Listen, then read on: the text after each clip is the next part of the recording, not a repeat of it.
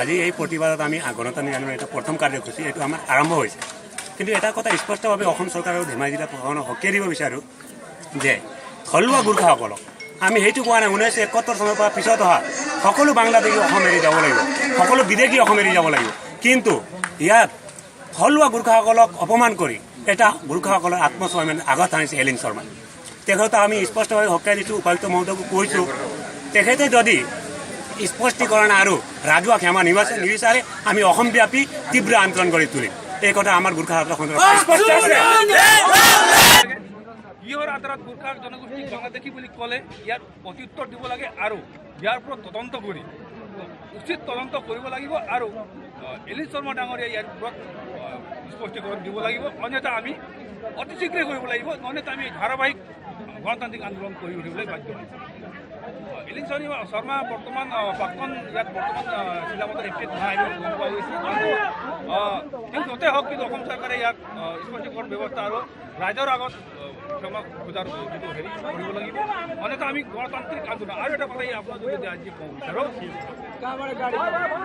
BJP চৰকাৰখনে BJP চৰকাৰ অহাৰ আগত 2016 চনত তেওঁলোকে ভিজুৱেল ডকুমেণ্টত গোৰ্খাসকলৰ সমস্যা সমাধান কৰিম বুলি যি প্ৰতিশ্ৰুতি দিছিল, 2 ভোটৰ সমস্যা সমাধান কৰিম চিৰদিনৰ কাৰণে বুলি যিটো কৈছিলে, কিন্তু আজিলৈকে ইয়াৰ পৰা বাদে গোৰ্খাসকলক বাংলাদেশী বুলি আখ্যা দিব ধৰিছে। ইয়াৰ লগতে আমি ক'ব বিচাৰোঁ গোৰ্খাসকলৰ উন্নয়ন বৰ্তমান চৰকাৰৰ দিনত স্তব্ধ হৈ গৈছে।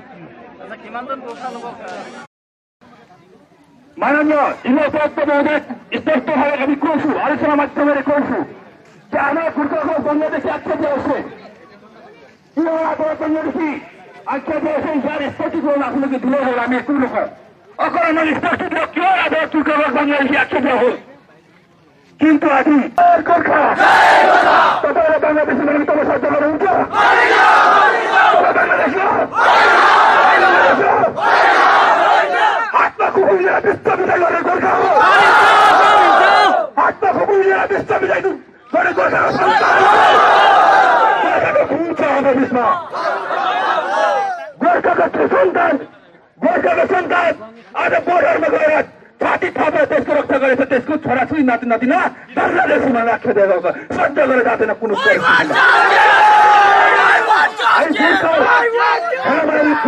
बोर्डर भित्र पाल्न आउँथ्यो तिमीलाई उत्तप्त होइपलाई देखो नभए সংগ্রাম আৰু নিজৰ যি দেশৰ মাতৃ শ্ৰদ্ধা আৰু যি সেৱা কৰি আছে তাৰ ভিতৰত নাতি নতুন বাংলাদেশ একটা করে আছে। এই টিকিটটা হচ্ছে করে না হবো তীব্র আন্দোলন করা হবো, তীব্র গণতান্ত্রিক আন্দোলন করা হবো। ধন্যবাদ। জয় গোর্খা, জয় গোর্খা, জয় গোর্খা। 25 বছর পিছত কোনো অবৈধ নাগরিকে ইয়াত নাগরিকত্ব পাব নোৱাৰিব।